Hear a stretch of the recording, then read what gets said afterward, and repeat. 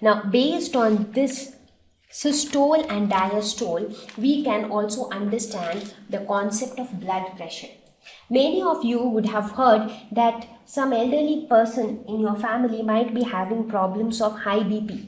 Often our grandfather or people of that age say that I am a patient of BP. I generally have high blood pressure. So what do we mean by blood pressure? So blood pressure is nothing but the ratio of the systolic pressure to the diastolic pressure. That means this systole and diastole which we were talking about. So the ventricular systole by the ventricular diastole. So the pressure is measured at the systole condition, and then the pressure is also measured at the diastole condition, and the ratio of these two gives the blood pressure.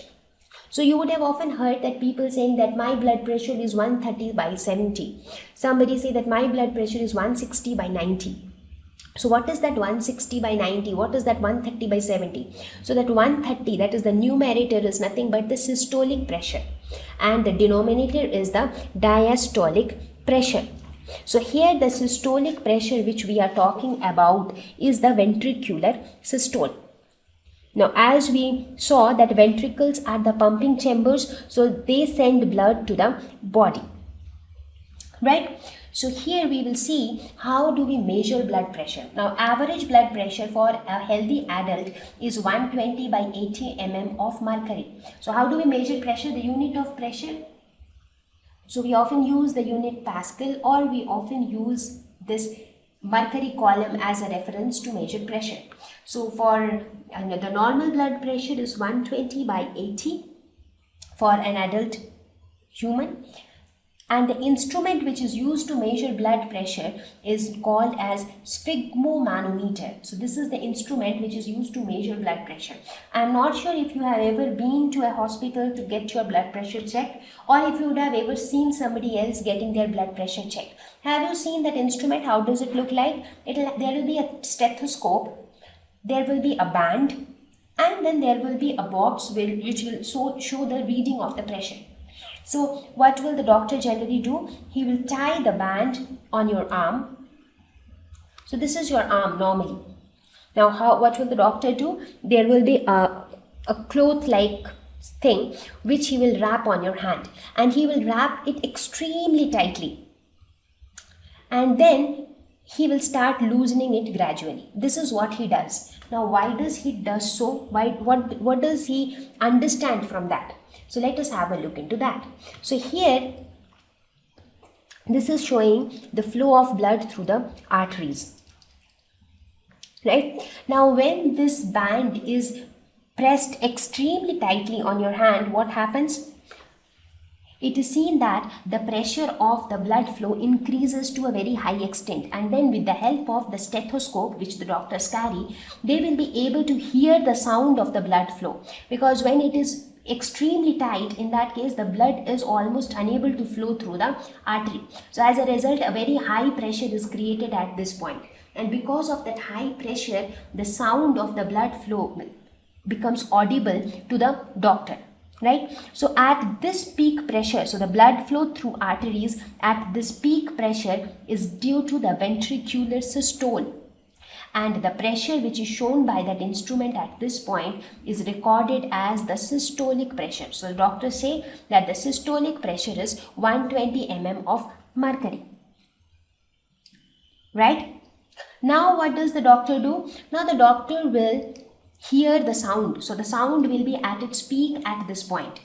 So he will hear the sound with the help of this stethoscope. Now what will he do? He will slightly start loosening this band. Now as he starts loosening this band, what is seen? It is seen that the blood starts flowing through the artery, and also the sound which he was able to hear, that sound starts becoming dim. So the sound becomes faded, and finally it reaches a point where the sound finally stops. So the point where the sound stops, at that point whatever pressure is displayed by the instrument, that is measured as the diastolic pressure. So this systolic pressure divided by the diastolic pressure gives us the blood pressure. So the word blood pressure, what does it mean? It means the pressure exerted by the blood on the walls of the blood vessels. So that is known as blood pressure. It is the literal meaning of the term. Pressure exerted by blood on the walls of the blood vessels. And this is how we measure blood pressure. So if you want to see it experimentally, you can just go to a doctor and get your blood pressure checked. So you can understand how it actually happens. They will wrap a cloth on your arm and then they'll make it extremely tight. So when they make it extremely tight and hear the sound of your heart with the stethoscope, they can hear the beating of the heart. So when the sound is at its peak, that is the time when the pressure is at its peak, and it happens due to the ventricular systole. What is ventricular systole? What happens when the ventricular systole is there? That means the ventricles contract. So that means the blood is flowing out of the ventricle. Right? Now as you start relaxing, what happens? The sound fades away and gradually it reaches a point where there is no sound at all. At that point, we again note the pressure, and that pressure is the diastolic pressure. So this is how the blood pressure is measured. So with this, we ended our discussion on the functioning of the human heart, on the discussion of the human circulatory system. So let us have a quick review of the circulatory system of human beings. So the blood comes into the right auricle. So which blood comes into the right auricle? The deoxygenated blood. So see, whichever has this blue outline, that shows deoxygenated blood.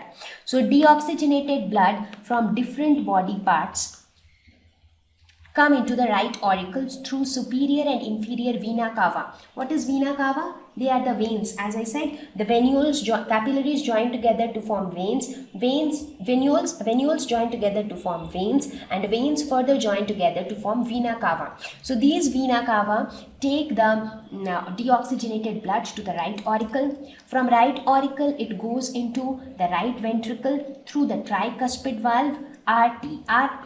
From right ventricle, it goes to the pulmonary artery through the pulmonary valve, and from pulmonary artery, it goes to the lungs. Now, lungs is the place where the deoxygenated blood is disposed of and oxygenated blood is given out. So, the oxygenated blood enters the left auricle.